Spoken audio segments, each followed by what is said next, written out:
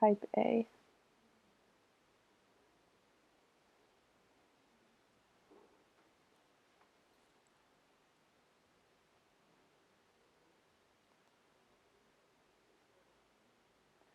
Type A is capable of infecting animals. Wild birds are known as the host. Type A is responsible for large epidemics. Type A is divided into subtypes based on proteins on the surface. These proteins include the hemagglutinin and the neuraminidase. Type B.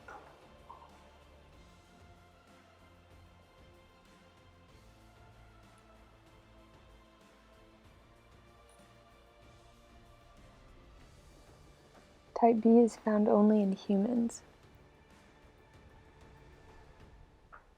It's most common in children 5 and under. Type B is not classified by subtypes and does not cause epidemics. Most commonly found in upper respiratory tract, spread through sneezing, coughing, and splurting. Type C.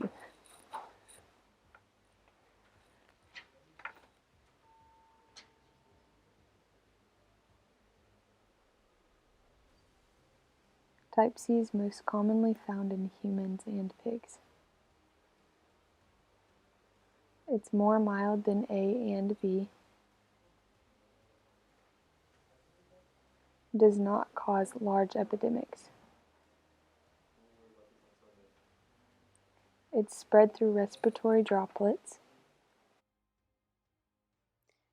The structure of influenza. The outer layer is made up of spike-like projections that represent the envelope glycoproteins, hemagglutinin, and neuraminidase. The blue projections represent the hemagglutinin. The red projections represent the neuraminidase.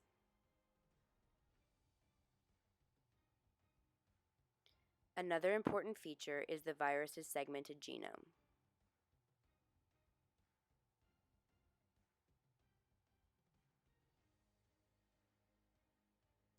The genome contains 8 independent RNA strands.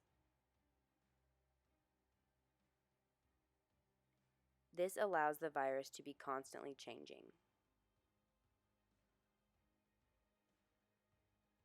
The constantly changing virus is why new immunizations have to be created to fight it. The RNA is packaged in the viral core and is surrounded by a lipid membrane. Some differences in the structure of the different strands are: Type A has 3 proteins in the membrane, HA, NA, and M2. Type B has 4 proteins in the membrane, HA, NA, NB, and BM2.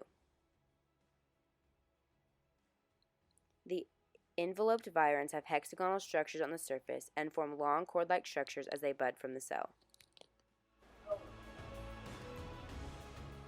Signs and symptoms of influenza.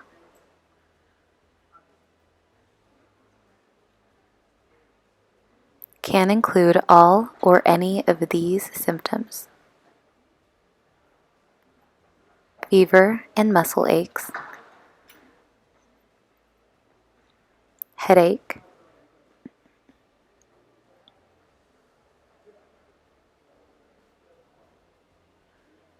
lack of energy,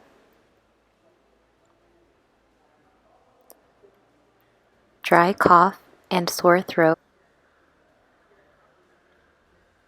The fever and body aches can last up to 5 days.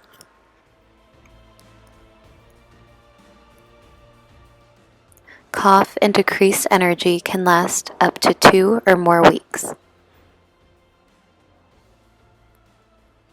Initial clinical diagnoses of influenza may be difficult due to the similarity of initial symptoms associated with other viruses.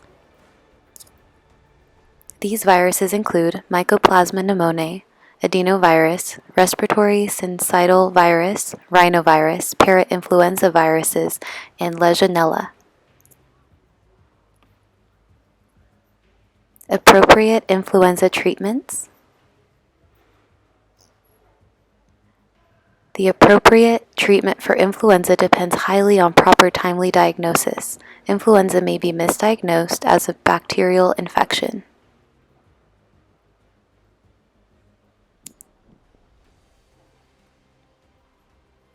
However, if a bacterial infection is suspected along with influenza, antibiotic treatment should be prescribed because it is possible for a bacterial infection to arise as a complication of influenza. Diagnostic lab procedures. There are a number of different diagnostic lab procedures that can be used to help in the diagnosis of influenza.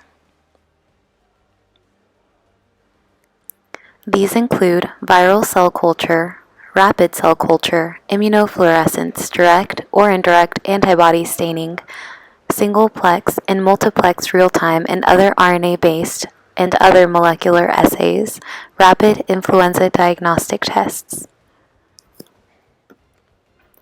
Preferred specimens for this test are nasopharyngeal or nasal swabs and nasal wash or aspirate. Samples should be collected no later than 4 days after onset of illness.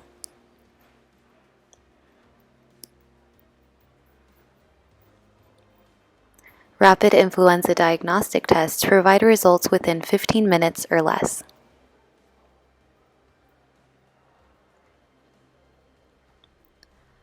Viral cultures provide results in 3 to 10 days.